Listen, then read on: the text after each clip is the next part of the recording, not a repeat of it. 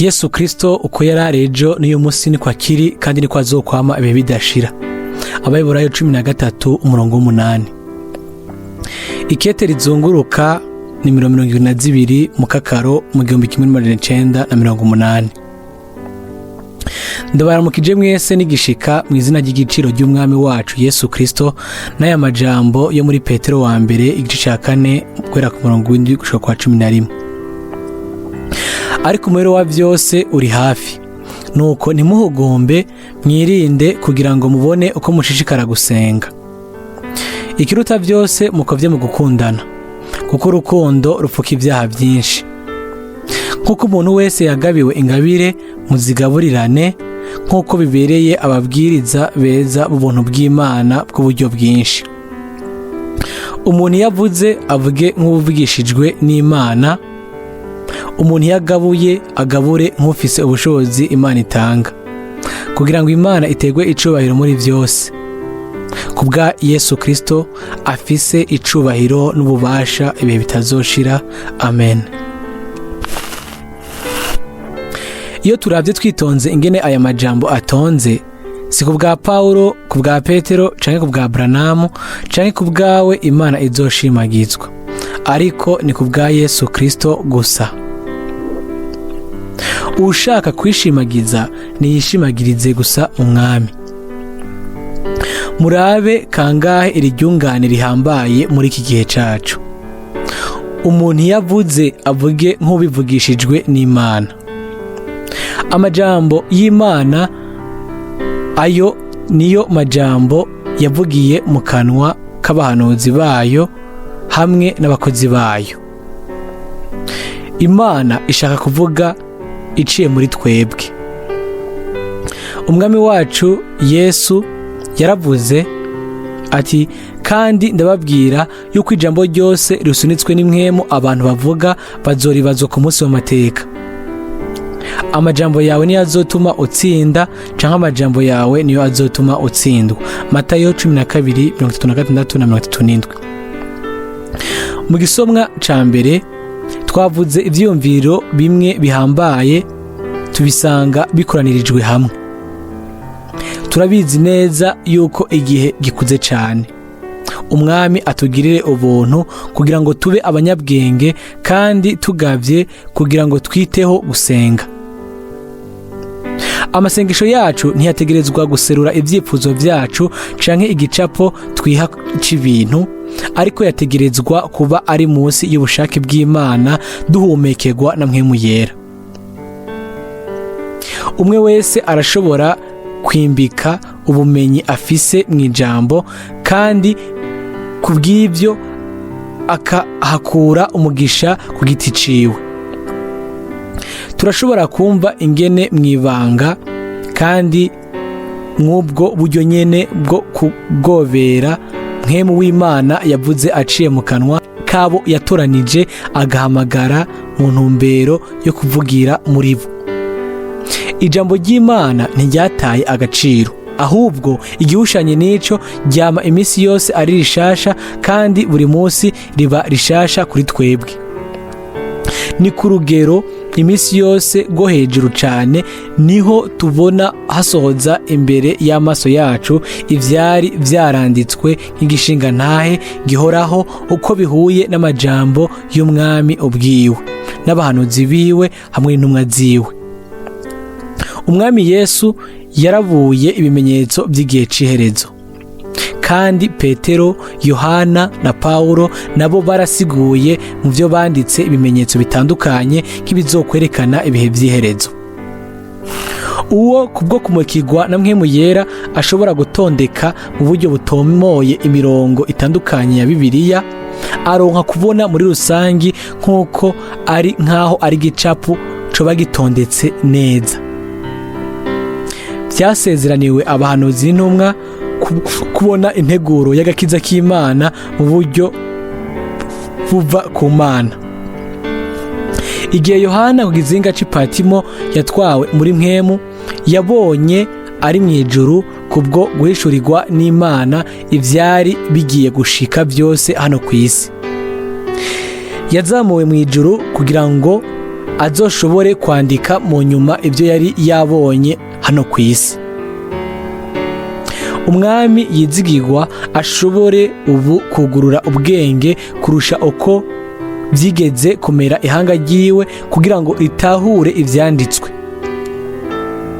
Ntitwibagire yuko ari bajya yavuganye nabo ubwiwe inyuma y'izuka, abo nibo yishuriye akabaha ugutahura kuvugusohoza kw'ibyanditswe.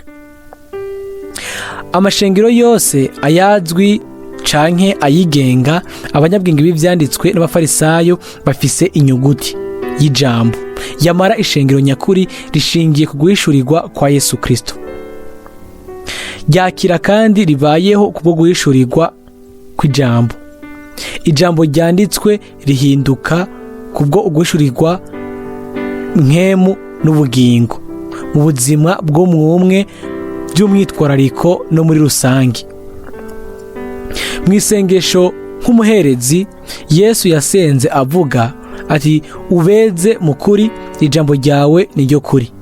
Nk'uko wantumye mu isi, niko nanje nabatumye mu isi, kandi nanje niyeza ku bwabo, kugira ngo nabo babe bejejwe mu kuri. Sinsabira aba gusa, ariko ndasabira n'abo bazonyizera kubw'ijambo ryabo, kugira ngo bose babe umwe nk'uko wewe Data uri muri jewe nanje nkaba muri wewe, ngo nabo abe ariko baba muri twebwe, ngo isi yizere ko ari wewe wantumye.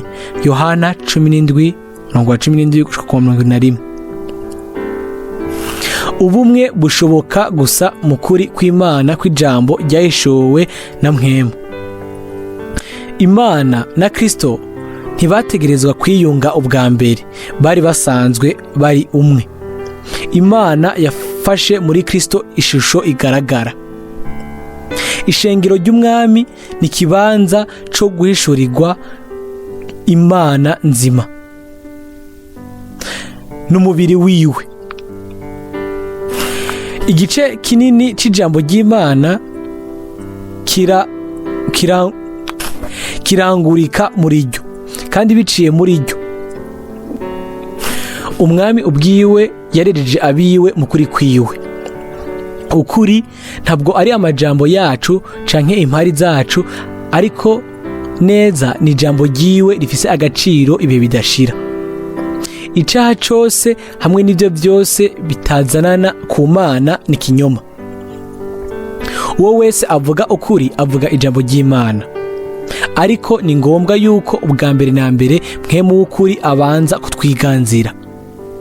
Ku Bayuda bari bizeye Yesu yavuze ngo, nimwaguma mu ijambo ryanje murabigishwa banje by'ukuri, kandi muzomenya ukuri, kandi ukuri kuzoba kwidegembya. Yohana 8:31-32. Ingingo z'Imana. Ni iby'ukuri yuko Imana ataco ikora na kimwe itabanje ubwa mbere guhishurira ibanga ryayo abakozi, abahanuzi. Amos 3:7. Ko mw'iri jambo ryo mu isezerano rya kera atari kubijanye n'abavugabutumwa, abungere canke abigisha, turashobora twese kubitahura.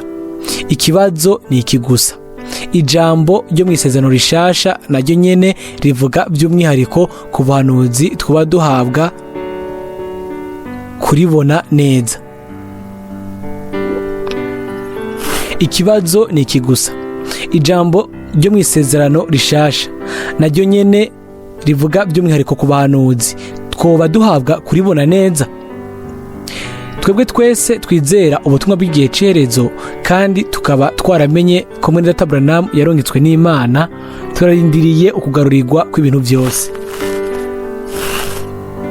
Mu Vyakozwe n'Intumwa igice ca 3, Petero atangura ukwigisha kwiwe ku murongo wa 12, kandi turasoma ku mirongo ya 20 na 21 ngo ibihe byo guhembuka bibone ingene biza bivuye mu nyonga z'umwami Imana, kugira ngo nayo izitume Kristo yabaturanirijwe kera, niwe Yesu. Ariko ijuru rikwiye kumwakira gushitsa ku bihe byo gusubira guhindura ibintu byose bisha, nk'uko Imana yavuze mu kanwa k'abera bayo yavugishije bose uhereye ubwa mbere na mbere. Muri ubwo butumwa Petero ntavuga ngo abavugabutumwa, abungere canke abigisha, ariko ivyo Imana yatangaje uhereye mbere ibicishije ku bahanuzi bera. Ku ntumwa co kimwe no kuri twebwe, inkuru y'agakiza ntitangurana n'igice ca mbere ca Matayo, ariko itangurana n'igice ca mbere ca Bibiliya. Vyahumetswe na Mwemu kubona ukugarurirwa ibintu vyose vyahujwe hamwe no kugaruka kwa Yesu Kristo. Ukugarurirwa kujanye n'ivyo Imana yatangaje iciye mu kanwa k'abakozi bayo n'abahanuzi bo mu gihe c'intango. Ntabwo rero mu buryo na bumwe bigarukira ku butumwa bwo mw'isezerano rishasha. Kumbure hari uwoba yaragize iciyumviro canke mbere akagiserura mu majambo yuko Mwene Data Branham mu butumwa bwiwe yoba yaravuye mu nyigisho z'intumwa. Turacari abantu muri iyi si kandi turacari munsi y'ukoshwa gutandukanye koshobora kudutuma tugira ivyumviro runaka, canke kumbure tukavuga n'amajambo atiyumviriweko. Ntivyigeze biba ibihambaye nk'uno munsi kuba twohagarara ku gishinganahe cose kigize ijambo ry'Imana. Twisanga turi mu gihe c'ubuhanuzi mu nkuru z'agakiza, kandi dutegerezwa gufata nka nkama imburi Petero aduha ku bijanye n'isezerano rya kera. Ariko turafise ijambo ryavugishijwe, ryarakomejwe kurushiriza. Mugira neza ko murishira ku mutima, ni nk'itara ryakira ahacuze umwiza. Petero wa kabiri igice ca mbere umurongo wa 19. Kenshi gashoboka harashimitswe ko igihe c'ivugabutumwa co kimwe n'igihe c'inyigisho bifise ikibanza mw'ishengero ry'isezerano rishasha. Gushitsa kw'iherezo, ishengero ry'ukuri rizoguma mu nyigisho y'intumwa. Ubumenyi, inyigisho hamwe n'ubuhanuzi ni ibintu bitandukanye. Yamara ku bijanye n'igice c'ubuhanuzi dutegerezwa kubaha itegeko uko vyatondetswe n'Imana. Intumwa zose havuyemwo Yohana bari barahamagawe imuhira, igihe ivyahishwe Yohana yabihawe ku kizinga c'Ipatimo.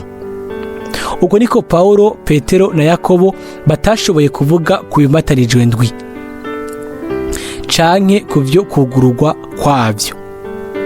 Yohana ubwiwe nawe ntaco yavuze na kimwe ku bijanye n'ivyo, ariko yashimye nk'uko yari yabitegetswe kwandika gusa ivyo yari yabonye.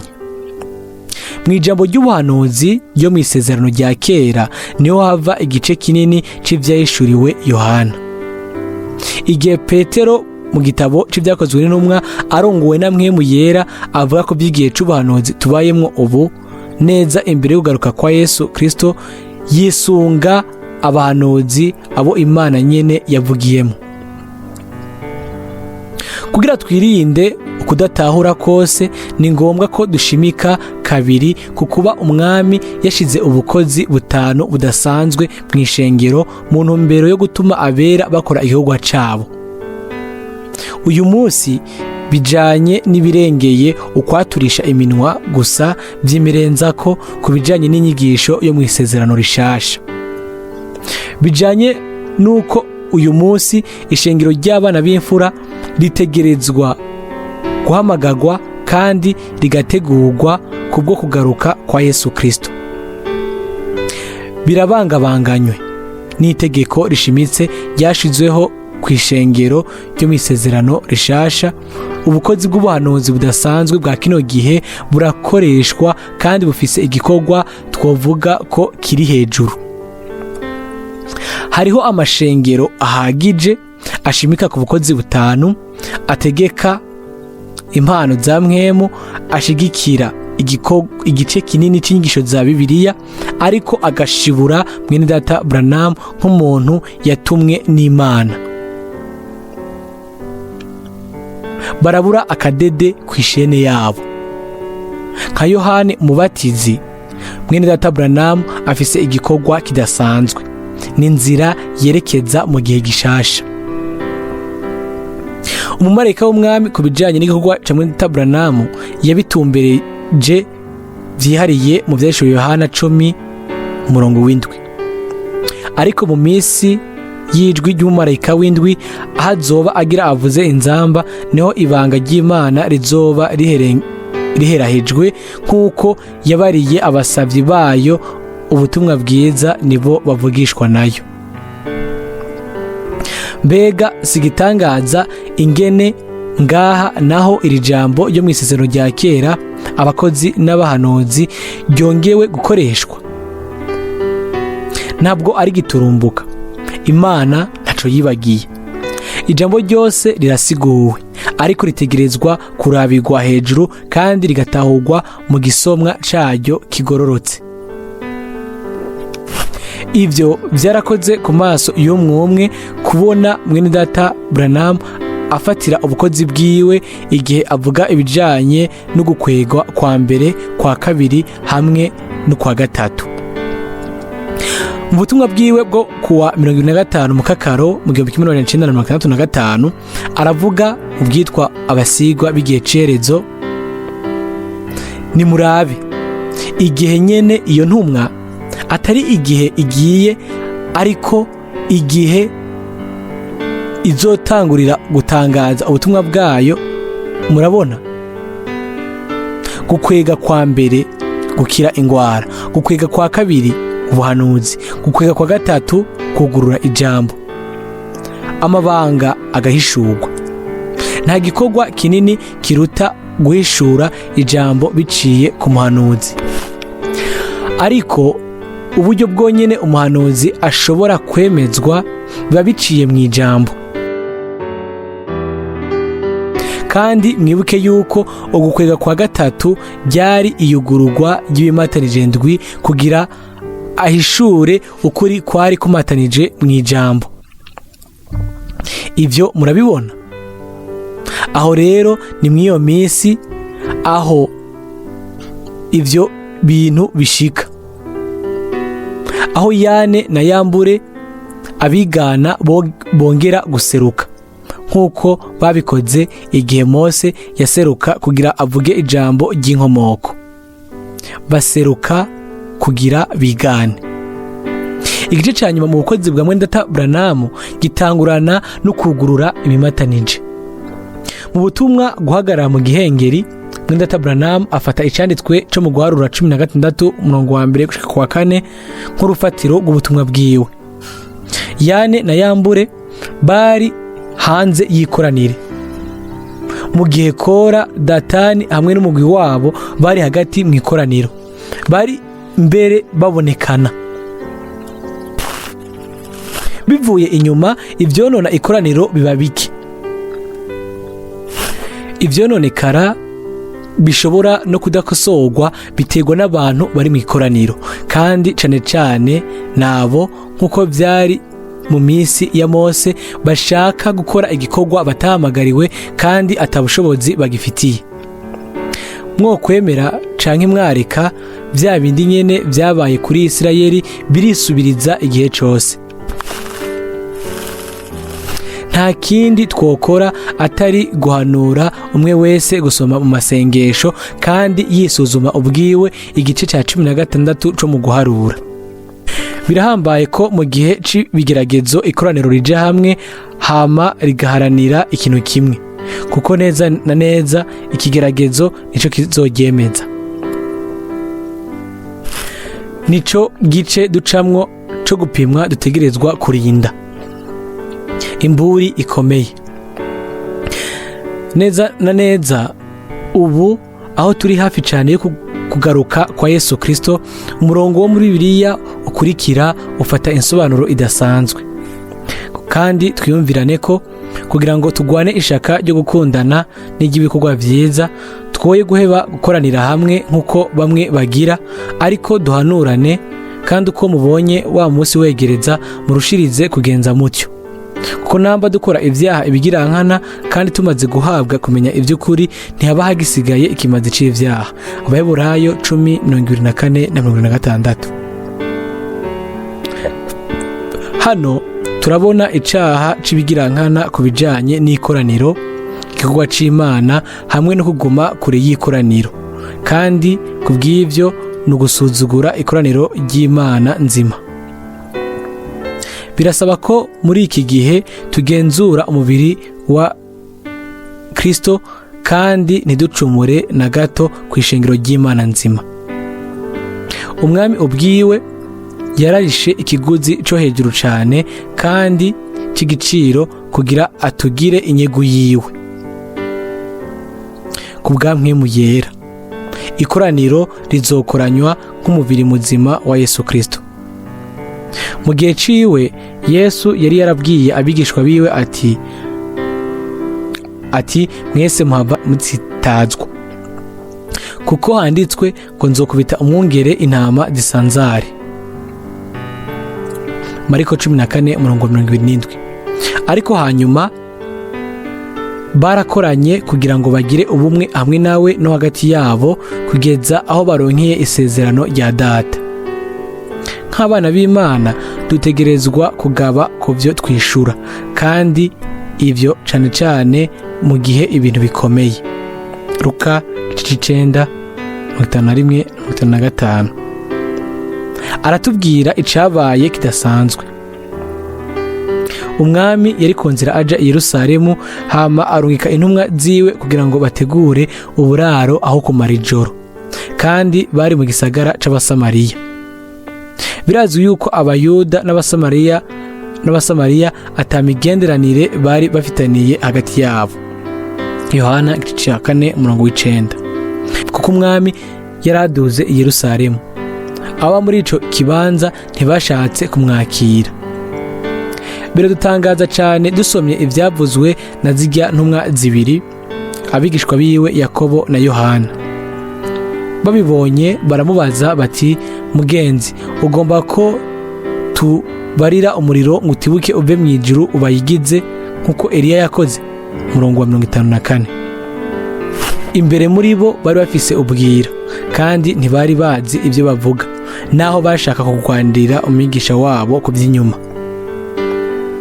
Naho bari bafise ubwira, babanje yamara gusaba ubwa mbere umwami ati, mwami ugomba ko, mbega sicigwa kuri twebwe twese ko muri buri kintu cyose gishitse twobaza mwami niki ushaka ko nokora. Yamara twoshobora kuvuga ko nubwo babajije umwami ahugomba kwiwe, amajambo yabo ntiyaragamije agakiza, ariko kwari kurandura abantu. Hejuru y'ivyo bariko bisunga Eliya. Nk'abizera turashobora kugwa misi yose mu bintu bimeze nk'uko, nukuvuga tukaba dufise intumbero nziza, dushize umwete ku bw'umwami wacu, ariko yamara tukisanga turi munsi y'ukosha kutariko. Impwemu nziza ishira imbere agakiza, ariko impwemu mbi iba ishaka guhonya. Umwami yarabakankamiye akaze cyane akoresheje aya majambo, aterega ntimuzi umutima wanyu ukusa, kuko umwana w'umuntu ataje guhonya ubugingo bw'abantu, ariko yaje kubukiza. Kugira tugaruke ku gisomwa c'intangamarara, ni ngombwa ko irindi rimwe kandi hashimikwa ko ubwenge no kugaba kugira ngo twiyegurire amasengesho kandi tubikore.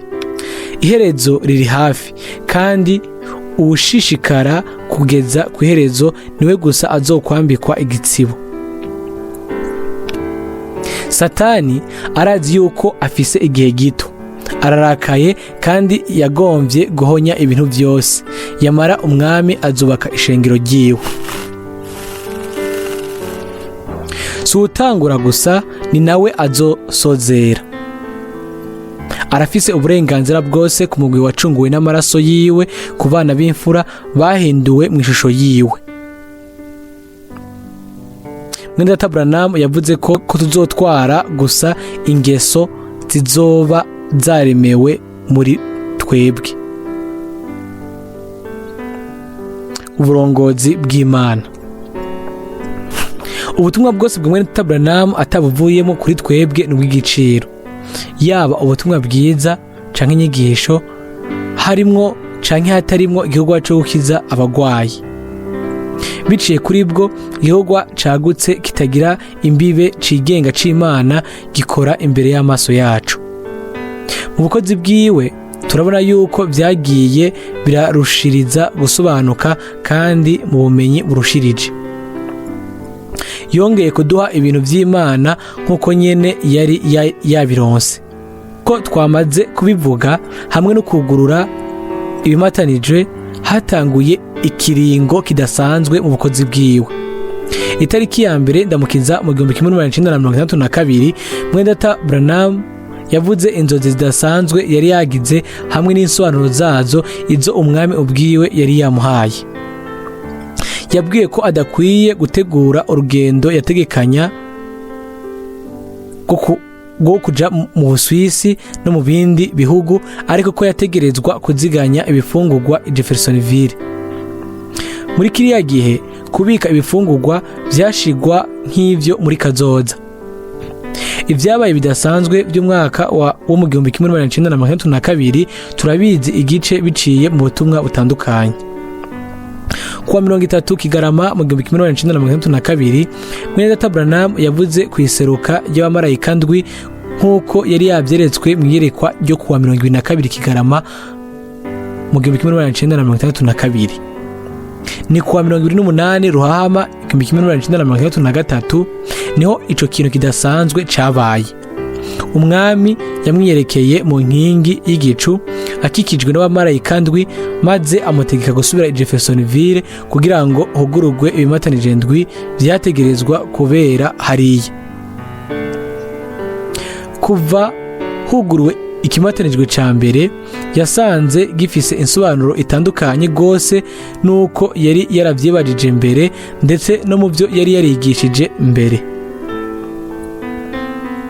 Bijanye hano nuko dutahura ico bivuze mu buryo bw'Imana imfungurwa. Ntabwo bijanye n'ubutumwa gusa, ariko ni ihishurwa ry'amabanga yo mu ijambo, manu ihishijwe. Niyo mpamvu mu minsi iri imbere tudoshira inguvu mu gukwiragiza ubutumwa bwa Mwene Data Branham bwatanzwe inyuma yo kugurura ibimatanije i Jeffersonville. Nta nkeka, ntabwo ari impanuka kuba Mwene Data Branham yavuze neza kuwa mbere ndamukiza mu 1962 ku vyerekeye itegeko yari yarahawe ryo kubika ibifungurwa, kandi ko kuwa kabiri ndamukiza mu 1962 umutwenzi iryo tegeko nyene narihawe. Ni iryo tegeko nyene Mwene Data Branham yemeje muri Kigarama mu 1962 imbere y'ivyabona. Yambwiye mu majambo, ibifungurwa utegerezwa kubika ni ijambo ryahishuwe ry'Imana muri iki gihe. Ndashobora kuvuga gusa nshimitse bishoboka ko ijambo ry'Imana ryahishuwe ari ngombwa kuri buri wese muri twebwe. Bitewe n'imfungurwa ziva ku Mana, turashaka gutera imbere dufise ubutwari. Uhaguruka mu mutima wiwe n'amajambo yiwe yo kugwanya Mwene Data Branham ntavugishwa na wa mpwemu umwe nyene uwo ubwiwe yavuze. Ntaco bitwaye imirongo ya Bibiliya uko yoba ingana kose yokoresha nko gushariza. Nk'uko tumaze kuvyerekana muri Ikete rizunguruka, ni ugusubiramwo mu ncamake ijambo ry'Imana ryose, guhishurwa kw'amabanga yose.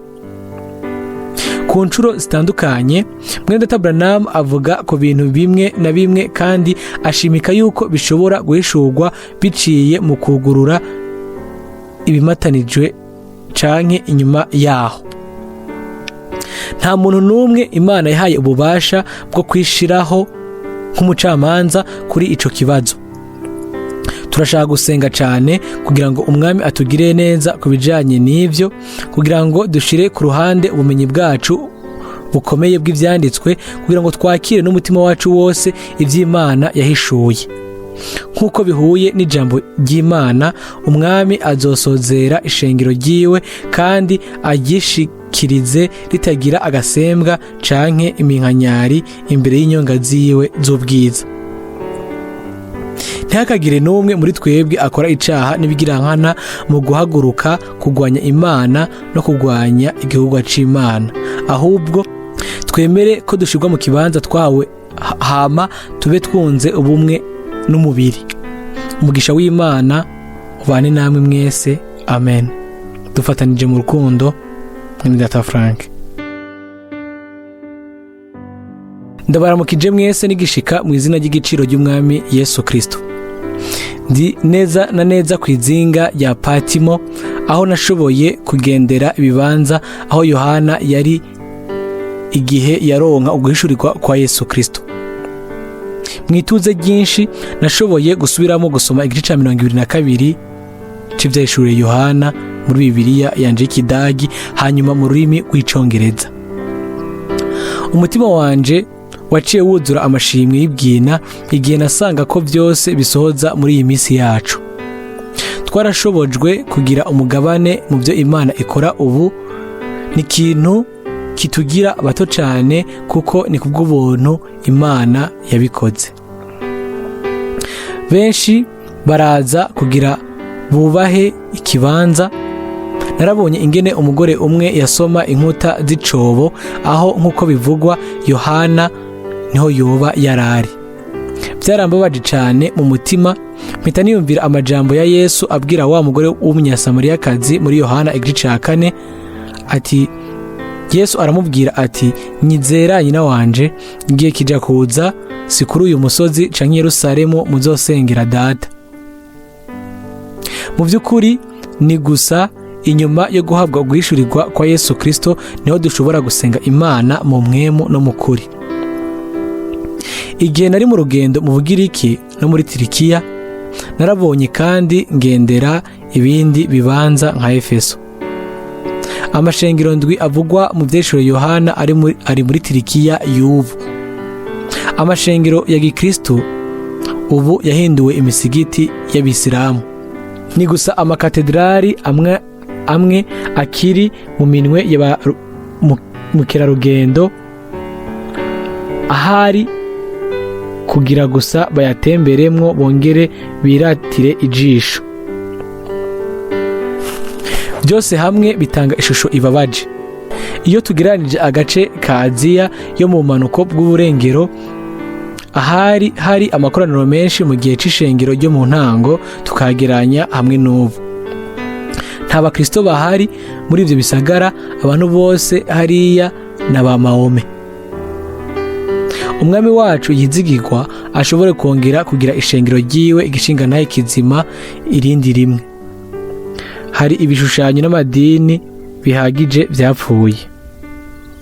Kuri iyi ncuro ndiko ndasoma ivyahishuriwe Yohana igice ca mbere n'ica nyuma byarankozeko. Mu gice ca mbere umucunguzi yivuga ku bacunguwe muri aya majambo ati, jewe ndi Alfa na Omega, ni ku Mwami Imana igize, iriho kandi yamyeho kandi igira ize, niyo ishobora byose. Ivyahishuriwe Yohana igice ca mbere umurongo w'8. Mu bigabane by'ubutumwa bwiza, umwami ntiyibwiye abiwe nk'ushobora byose. Yiha ishusho rero nk'aho gusa ari umwana w'umuntu.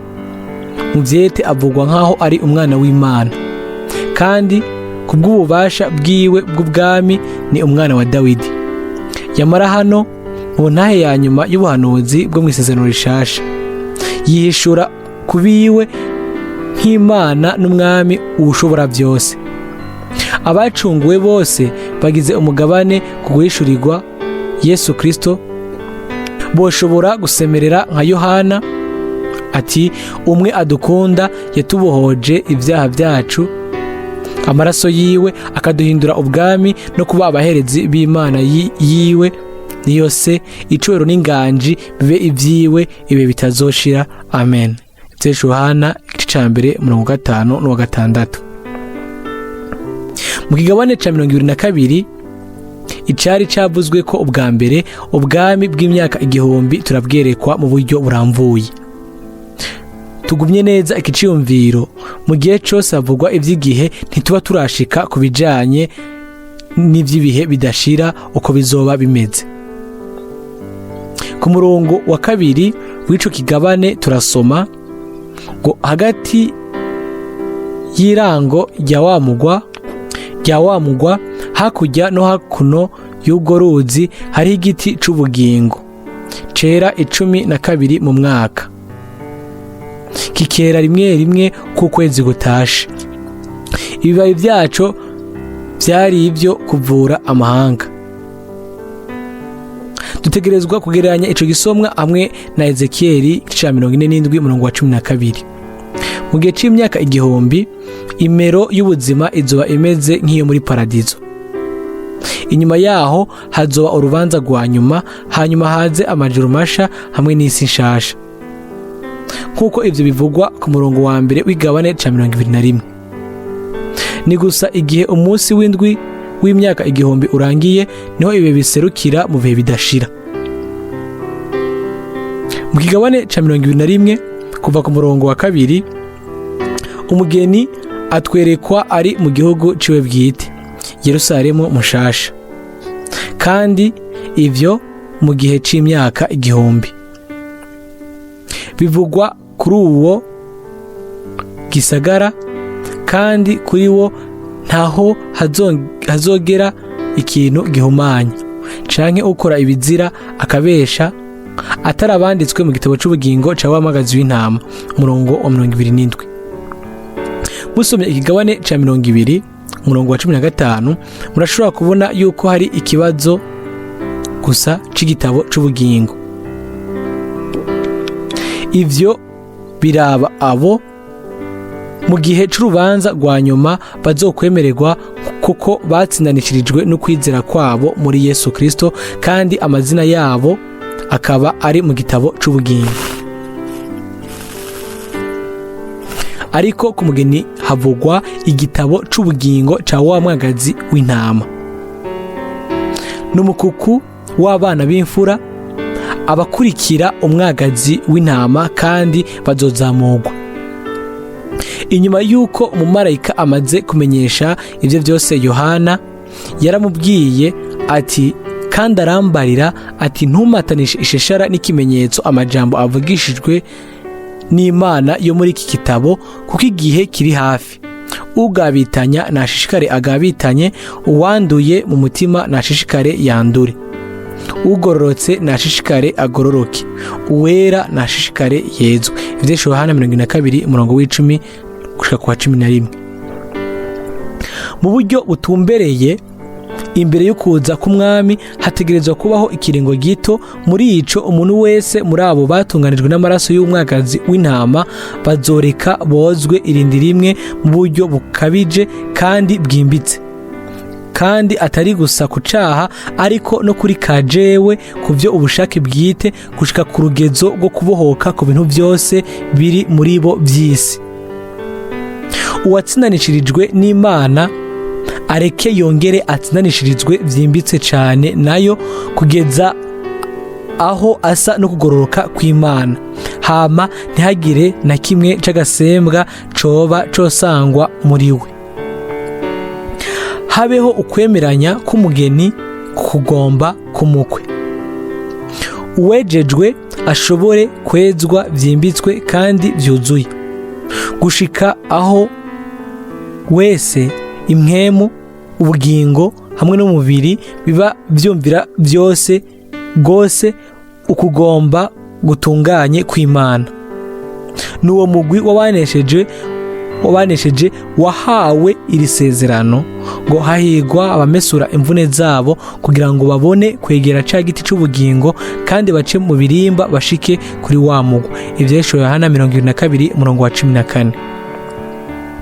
Abagize umugeni bazohabwa akaryo ko kumesa impuzu zabo, ko koza amatara yabo no kuzuza imibindi yabo amavuta, kugira ngo baje gusanganira umukwe bateguwe neza kandi bashajije. Aho rero azotwinjiza mu gisagara yateguye ubwiwe, kandi categuriwe gusa umugeni. Kure turasoma ku murongo wa 15 ngo inyuma hazoba imbwa. Iryo jambo mu gihe cyose rivuga ku mahanga y'abapagani, ayo tuzoganza mu gihe c'imyaka 1000. Igihe wa mugore w'umunyamahangakazi yaza kuri Yesu kugira ngo amusabe amukirize umwana, yaramubwiye aramwishura. Yesu aramwishura ati, si byiza kwabira umutsima w'abana ukawuterera utubwa. Matayo 15:26. Abanyamahanga batahindutse bazoba bari ku isi mu kuganza kw'imyaka 1000, ariko badashobora kwinjira mu gisagara ceranda Yerusalemu mushasha, kandi ku mpera mu gihe Satani azoba amaze kubohorwa bazoshukwa. Yohana 20:6-10. Muri Matayo 7:6 umwami aravuga ati, ivyera vy'Imana ntimukabihe imbwa. Icari gifise agaciro kandi c'ikiguzi kinini kw'ihanga ryatowe ry'Abisirayeli nticategerezwa guhabwa abanyamahanga. Intumwa Paulo azana iyindi ngingo igihe yandika ngo mwirinde zambwa, mwirinde za nkozi z'ibibi. Abifilipi 3:2.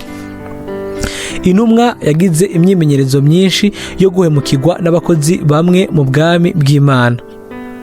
Benshi bari barasohokanye nawe kugira gusa bashobore kuronka uko bamenyana n'abizera, batigeze bahamagarwa n'Imana mu gikorwa.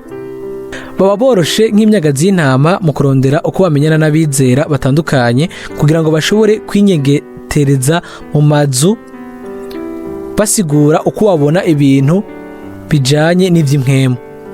Buke buke bagatangura gutesha agaciro igikorwa c'umukozi w'Imana. Ivyo bihuye n'uko baba bapanze ibintu, barakoresha ubutumwa bw'igihe c'iherezo, atari uko baca bazana mbere ko Mwene Data Branham mu buryo butandukanye atari mu bigororotse. Kuri ivyo ibintu bidahuye na Bibiliya byarongeye mbere biremezwa, igihe bamwe bibwira ko umubatizo wa Bibiliya mu izina ry'Umwami Yesu Kristo utari ubereye, kandi ko twategerezwa kubatizwa kandi mu izina rya Yesu Kristo. Mu by'ukuri birarenze urugero. Uwiha ivyo bintu aba yerekana ko yumviye ubusa ijambo ry'ishuwe ry'Imana, kandi ko ataco yigeze atahura. Dutegerezwa gufata imirongo yose yo mu isezerano rishasha kugira ngo turonke igicinga nahe kiri hamwe cemeza. Nkuko bihuye na Matayo 28:19, hariho imice 3 itangwa nk'amatazirano kandi yegukira izina rimwe gusa. Amatazirano: Data, Umwana, Mpwemu Yera. Izina: Umwami Yesu Kristo. Data rivangabanganwa n'Umwami, Umwana rikavangabanganwa na Yesu, Mpwemu Yera ikavangabanganwa na Kristo. Nukuri ntarengwa k'ubutumwa bwiza buhoraho ibihe bidashira. Mwene Data Branham yarerekanye ko mu bihugu by'ubumanuko bwa Amerika hariho abantu benshi bitwa Yesu, kandi ko hariho ba Kristo abasigwa benshi b'ikinyoma, ariko ko hari Umwami Yesu Kristo umwe rudende, mu izina ryiwe niho dutegerezwa kubatizwa. Nta nkeka ko Yesu ari Umwami. Hanyuma mu cete ca 22 cy'ivyahishwe Yohana havugwa kandi ikibazo c'abarozi bazosigara hanze, kandi ivyo dutegerezwa kuvyihweza twitonze. Kw'iryo jambo turazunguza umutwe dushize amanga, twibaza gusa kubakora vy'ukuri ivy'uburozi.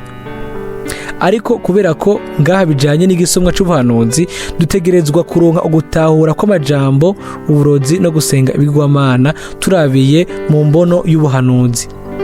Dusome muri Samweli wa mbere 15:22-23. Samweli aramwishura ati, mbega Uhoraho ahimbagwa n'ibimazi vyoswa n'ibindi bimazi gusumba umwumviye? Erega kumvira gusumba ibimazi no kuyoboka gusumba ibinure vy'imfizi z'intama. Kuko ubugarariji arico kimwe n'icaha c'ubupfumu, kandi kuba ntagondwa ni kimwe no gusenga ibishushanyo n'ibigirwamana. Umwe wese muri twebwe yo kwiyumva yuko atutswe bamubajije yuko atoba yagirizwa icaha co kuroga no gusenga ibigirwamana. Biranavugwa kandi ko abicanyi nabo bazisanga hanze. Iyo mvugo iratunyengetera mu magufa, kandi yamara ntitwumva ko bituraba, kuko twibaza yuko abatizera aribo bicanyi. Nubwo biri uko, icanditswe mbega ntikivuga ko uwanka mwene data wundi n'umwicanyi. Kandi murazi yuko atamwicanyi yogira ubugingo budashira ngo bugume muri we. Yohana wa mbere igice 3:15. Benshi bafise mu maso hijimye nka Kayini, kandi niyo mpamvu dutegerezwa kugaba twebwe twese twakiriye ubugingo budashira, ntihakabe urwanko na rumwe, ukwifuza na kumwe canke inzigo byo dufata, ntihakagire umuzi w'umururazi useruka, kuko muri wo haba hinyegejemwo ubumara bwica. Kumbure kwipfuza urupfu rw'umuntu runaka biba bihagije kugira uyu murongo ube uw'ukuri. Imana idufashe twese kandi itugirire ubuntu. Harasigaye kandi abashakanyi, abasambanyi b'ubuyobe mu bazosigara hanze, kandi ivyo dushaka kubirabira hafi. Ntidushobora gushira byose mu gisimbo kimwe, ahubwo mbere dutegerezwa gutahura neza amajambo akoreshwa mu ijambo ry'Imana. Turashobora gusoma ku bijanye na Dawidi ko yahamwe n'icaha c'ubusambanyi no kwica, ariko ntibwari ubusambanyi bw'ubuyobe. Nta murongo n'umwe wo muri Bibiliya ahoba havugwa kuri we canke ku wundi muntu wese w'Imana ko bari barisutse mu bushakanyi. Ya Mana nyene yavuze mu Kuvayo 20 ngo ntugasambane, yaciye itanga umuco kuri ico kintu neza mu kuvuga ngo ntukipfuze umugore wa mugenzawe. Imana ni kandi izoguma ari umusobanuzi wayo bwite. Mu butumwa ikimenyetso gitugura cyo kuza kwiwe, Mwene Data Branham agaruka cane mu misi ya Nowa, hama agashira ku muco ukuri kwa Bibiliya tutari bwigere tumenya twese ku by'iyo misi. Yuda mu cete ciwe avuga atomoye ibyabaye mu ico gihe. Turasoma ibi muri Yuda 7, kandi n'abantu b'i Sodomu n'i Gomora bo n'ibisagara byari bihereranye naho, kuko bitanze bakiya ubusambanyi nk'aba bandi no kwendana uko imibiri itaremewe. Mbere no kubiboneka by'umubiri hari itandukaniro hagati y'urubyaro rwa Adamu gwagwiriye biciye kuri Seti, hamwe n'urubyaro rw'inzoka gwagwiriye biciye kuri Kayini n'abamukomokako. Abamarayika bavugwa ngaha n'abana b'Imana bo mu Itanguriro igice 6. Niyo jambo nyene rikoreshwa nk'umumarayika havugwa intumwa. Abakomotse kuri Seti bari abatwara muri rusangi ubutumwa bw'agakiza k'Imana biciye kuri Mesiya yari yarasezeranywe. Hanyuma yabaye Isirayeli, hama ubu naho nishengero. Kandi bahevye igihagararo cabo cari ikidasanzwe cyo kuba intumwa n'abatwara iby'ubwami bw'Imana, hama baciye bivanga. Abamarayika bo mwijuru bagwiriye hamwe na Rusiferi bahindutse impwemu z'abadayimoni. Ntabwo baboshwe n'iminyororo, ahubwo baganza nk'abakuru n'abanyabubasha mu birere byo hejuru. Abanyefeso 6:12. Hejuru y'ivyo abamarayika bo mwijuru nta gitsina bafise, naho bafise ishusho y'abagabo. Ntiboshobora uburyo na bumwe kuba bofatwa nk'aho boba bafitaniye isano n'Itanguriro igice 6, canke imirongo yo mu isezerano rishasha ivuga ku by'Itanguriro igice 6. Kugira ngo amakenga ya nyuma akugweho, ndabasabye mubone ko Petero nawe avuga ku bijanye n'abamarayika abihuza n'igihe ca Nowa, kuko ivyo birajana.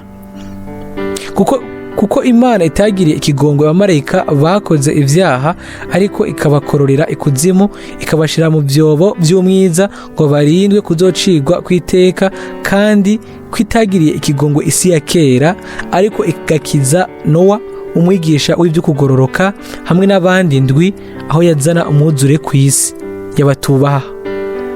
Petero wa kabiri igice cya 2:4 n'uwa 5. Hariho rero ibyo bintu bitatu: ubusambanyi, ubushakanyi n'ubusambanyi bw'ubuyobe. Ibyo bibiri bya mbere nibisanzwe naho ari imibonano ibujijwe ku bantu bubatse canke abatarubaka. Ico ca nyuma n'uburyo bw'ubusazi kandi bw'ubukoko bwo kugira imibonano y'umubiri kuri iki canke ikindi gitsina.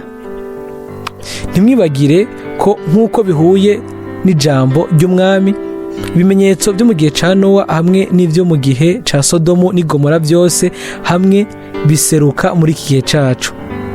Ivyashitse mu gihe ca Nowa bizoshika mu minsi yo kuza k'Umwana w'umuntu. Ivyashitse mu gihe ca Loti bizoshika uko nyene niko bizomera umunsi aho Umwana w'umuntu azoserukira. Ninde yoba yarigeze yibaza canke agafata ko vyoshoboka yuko mu gihugu kirimo abakristo kurusha ibindi ku isi, Leta Zunze Ubumwe za Amerika, icaha ca Sodomu na Gomora cageze aho kigera mu nzego z'igihugu? Kuvyumvira gusa bitera kudahwa.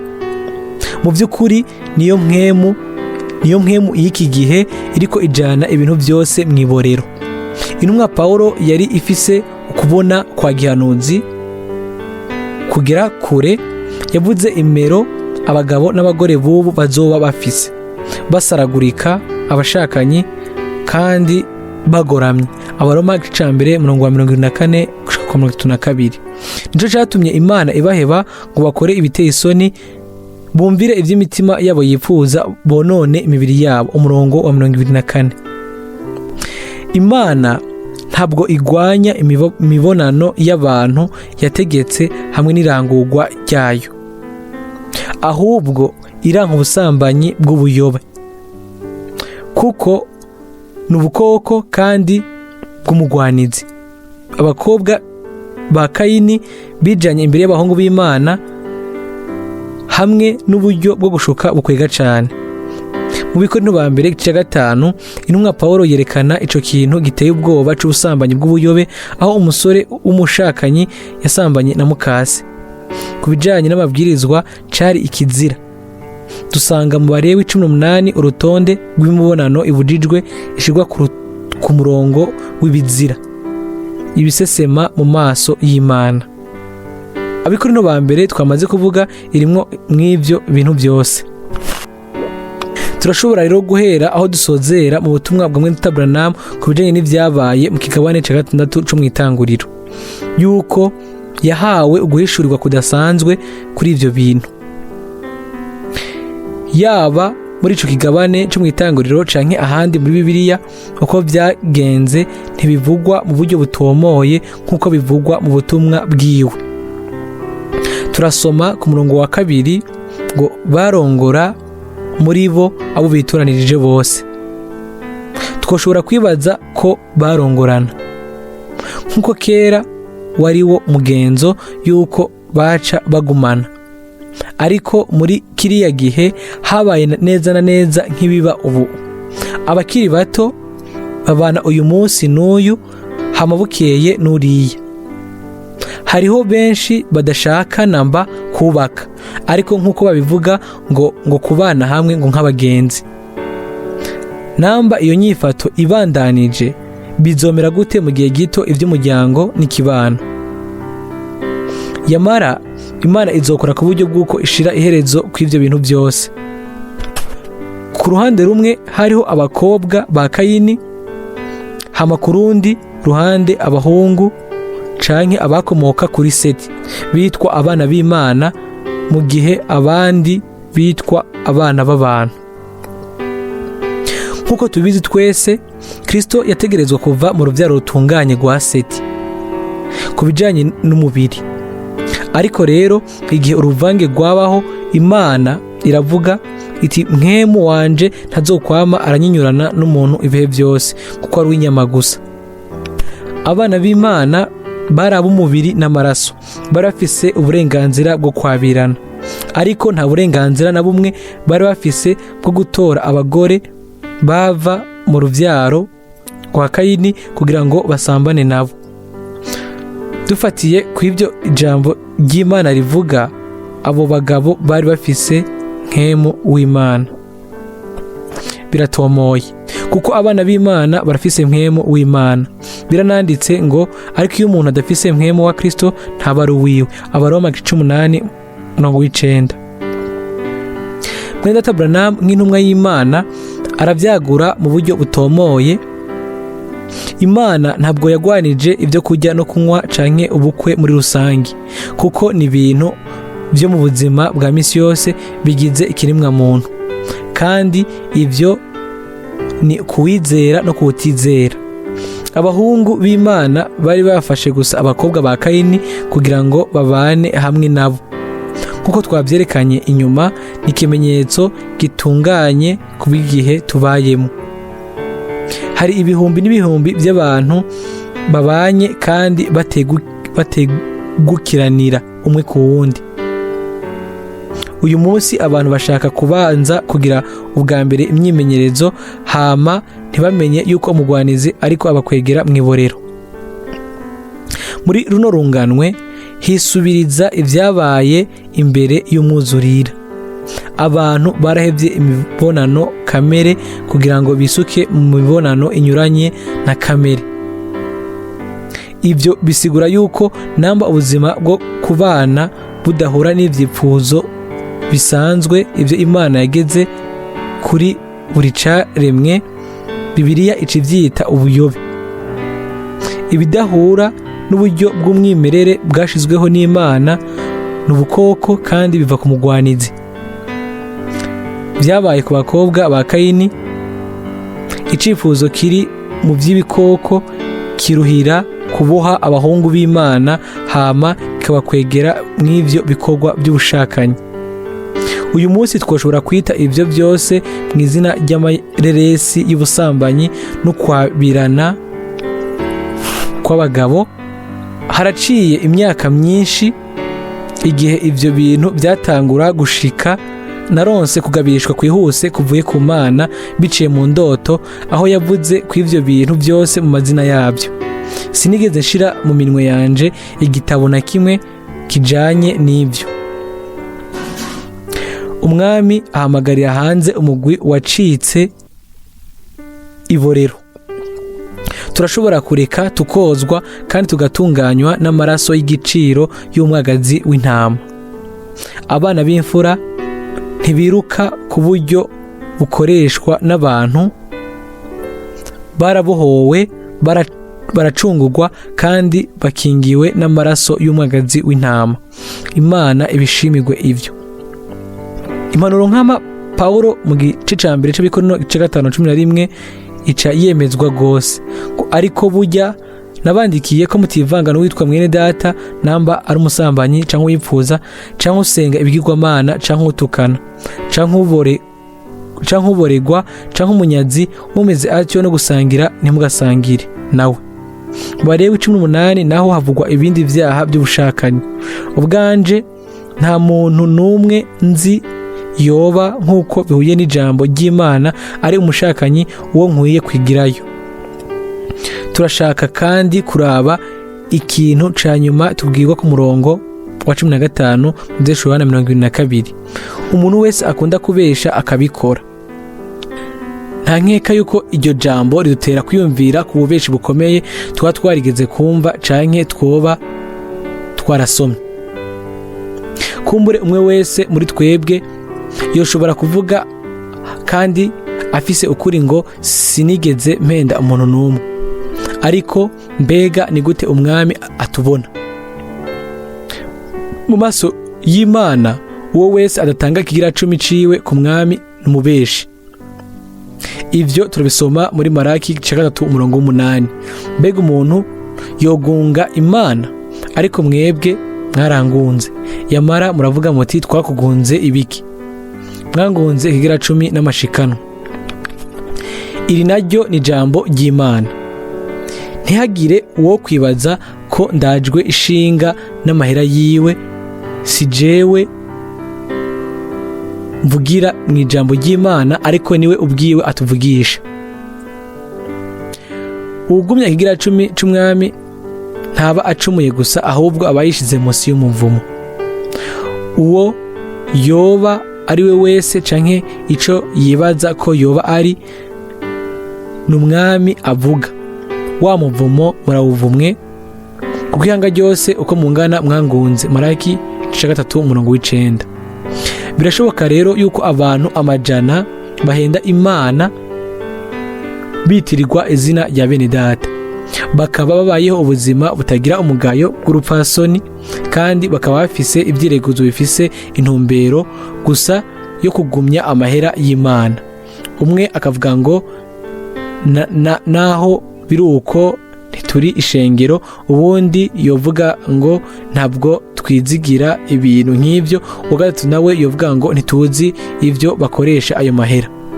Kandi uko niko ivyireguzo hamwe n'impari bisa n'ibitomoye vyoshobora kubandanya bizanwa.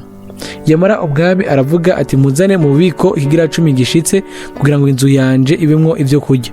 Enda nimubingeragereshe nikoraho Nyiringabo agize, murabe ko ntazobagomorera ingomero zo mw'ijuru, nkabacuncuburira umugisha mukabura aho muwukwiza. Umurongo w'10.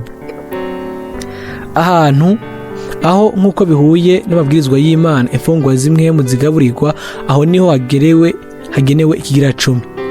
Uwushigikiza ibikorwa vyiwe amahera y'Imana aba acumuye imbere y'Imana. Nashaka gusubiramwo amajambo amwamwe ya Mwene Data Branham kuri ico kintu. Igisomwa ca mbere, umuntu umwe yaramubajije ati, mbega abakristo bashobora kuja mw'ijuru badatanga ikigira cumi? Inyishu yiwe yabaye iyi: umukristo wese agomba gutanga ikigira cumi ciwe, kuko nicagezwe c'umwami. Igikorwa cyo gutanga ikigira cumi gifise insobanuro nini mu mwimenyerezo w'umukristo. Igisomwa ca kabiri, ndazi abantu bafata ikigira cumi cabo bakagiha abapfakazi, ariko sivyo. Namba mufise ikintu cyo guha umupfakazi, nimukimuhe, ariko ntimumuhe amahera y'Imana. Ubwa mbere ayo sigwanyu, ariko n'ay'Imana. Igisomwa ca gatatu, iyo mutanze ikigira cumi canyu, mufise ibwirizwa ryo gutanga ikigira cumi canyu aho muronkera ibifungurwa. Muzane mu biko ikigira cumi gishitse, kugira ngo inzu yanje ibemwo ivyo kurya. Nivyo. Igisomwa ca kane, ndatumiriye umugabo wese, umugore wese badatanga ikigira cumi kuvyemera ivyo. Nta nkeka, ndizera ko ari ngombwa gutanga ikigira cumi. Ni umwe mu migisha y'Imana yagaragajwe nk'umugisha. Mwavuga ngo ni isezerano rya kera? Oya, ni isezerano rishasha. Nta nkeka, iherezo niryo herezo y'ivyo bisomwa. Tutabishaka twavuye mu cigwa cacu, ariko yamara mfata yuko nabikuye mu kiganza c'Imana kuba ivyo byongeye kuvugwa, kandi ndikuye ko umutwaro w'inshingano zanje, kandi uwo wese mu basomye ivyo nta cireguzo afise imbere y'Imana. Tugaruke ku cigwa cacu, kuko Pawulo aracafise vyinshi atubwira. Kandi mu gitabo urutonde rw'ivyaha hariho ibintu bimwe bimwe avuga ku bacokoranya.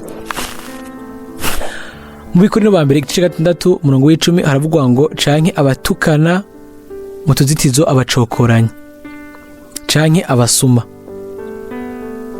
Ni kangahe kenshi gucokora bikwiragizwa mu mpande zose, biciye mu vyateguwe canke amajambo avuzwe nkana. Ivyo bikaba kugira ngo